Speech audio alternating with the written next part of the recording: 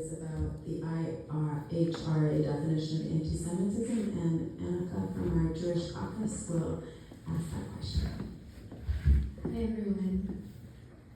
Hi, thank you. I'm Annika. I'm in the S4P Jewish caucus, so I'm a Jewish member of Somerville for Palestine. All of you here today have shared that you do not support the IHRA definition of anti-Semitism. As a Jewish caucus member of Somerville for Palestine, I've been very concerned by the recent developments at the state level. In 2025, the Massachusetts Special Commission Combating Anti-Semitism, an unelected and non-representative advisory group, published its recommendations for combating anti-Semitism in the state. Included in these recommendations was that the school system should adopt the IHRA definition of anti-Semitism, which would define criticism of the state of Israel as anti-Semitism. This has, as you can imagine, received international condemnation from Jewish people, like the Jewish people here today, from Palestinians, because it's an attempt to shield Israel from criticism and censor the Palestinian solidarity movement. As you all know, the UN recently released a report finding that Israel is deliberately targeting and killing Palestinian children. If the IHRA definition is functionally adopted in our schools, the children of Massachusetts will be decried as anti-Semitic just for speaking out against the genocide and targeting Palestinian children just as young as they are. Already, Somerville School Committee member Liren Byington, Ward 7, has compared anti-genocide protesters at our Somerville High School to white supremacists. This makes all of us less safe, including the people it pretends to be protecting. So my question is, what will you do to prevent the adoption of the IHRA definition of anti-Semitism in schools and beyond, and to protect the freedom of speech of students and all residents who speak out in support of Palestine? Thank you. Yeah, and we'll actually start with Paul because this is an issue that affects schools first and foremost. So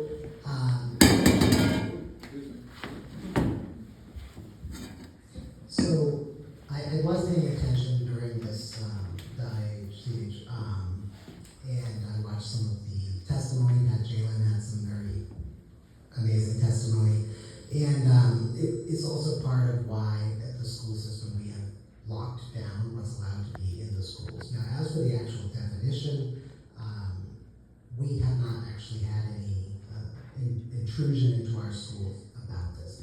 I also want to talk about what you talked about a minute ago with the school committee member. I enter conversations with constituents, other electeds, anybody that wants to meet with me for coffee or lunch. I always enter with a completely good faith assumption of the other person. And I had some less than pleasant experiences with this person and another person who's in elected government in Somerville. And I didn't prep to find out what they were like. I went there with an open mind. I'm here to talk. And that doesn't change, but I will say it was quite a learning experience when that conversation, which was just a setup, happened. So I'm not going to not talk to people who have strong opinions that I don't agree with, but I don't ever have any confusion about what I think is right. So it was, I was asked explicitly, without me knowing where they stood, will you file BDS at the state house? And I said, of course I will. And then immediately I got we're Zionists. And I was like, oh, well, I answered the question. And, they gave me stuff to read, and I went back and I read it, and I felt completely the same as I did before they gave me the stuff to read. And so, I'm not really one to fall to pressure. When we were renaming the Columbus to not be named after Christopher Columbus, we had police monitoring our houses because of death threats. So I'm not really interested in falling down based on under pressure. So we won't have this in our schools.